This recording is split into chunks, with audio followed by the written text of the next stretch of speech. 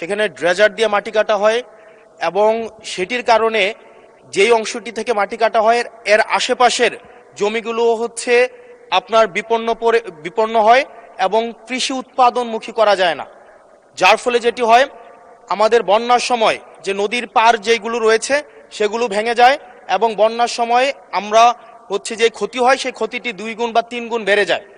সেজন্য মাননীয় মন্ত্রী মহোদয়ের কাছে আমার প্রশ্ন হচ্ছে, আমাদের এই পরিবেশ সংকট বিবেচনায় আমাদের সামনে বর্ষাকাল রয়েছে, সেটি বিবেচনায় মাটি কাটা বন্ধে, ড্রেজার বন্ধে আপনারা কি কি পদক্ষেপ নিয়েছেন? এবং দেখা যায় একটা মামলা দেওয়া হলে একদিনের মধ্যে কোর্ট থেকে জামিন নিয়ে আবার তাদের মাটি কাটা ব্যবসা শুরু করে দেয়। সেজন্য স্থায়ীভাবে এই বিষয়টি বন্ধে কি ধরনের পদক্ষেপ নেওয়া হবে সেই বিষয়টি জানতে চাচ্ছি। ধন্যবাদ। মাননীয় মন্ত্রী। মাননীয় স্পিকার, আপনাকে ধন্যবাদ। আমি মাননীয় সংসদ সচিবকে বলতে চাই যে পরিবেশের সাথে মাটি কাটার একটা সম্পর্ক আছে।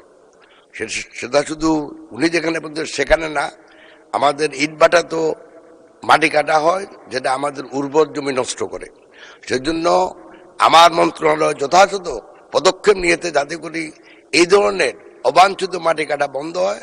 তবে ওনার পার্টিকুলার এরিয়ায় যদি কোনো সমস্যা থাকে দয়া করে যদি উনি যোগাযোগ করেন তাহলে আমরা খুব তাড়াতাড়ি এবং তড়িৎ গতির ব্যবস্থা নেব ইনশাল্লাহ। আপনাকে ধন্যবাদ মাননীয় স্পিকার।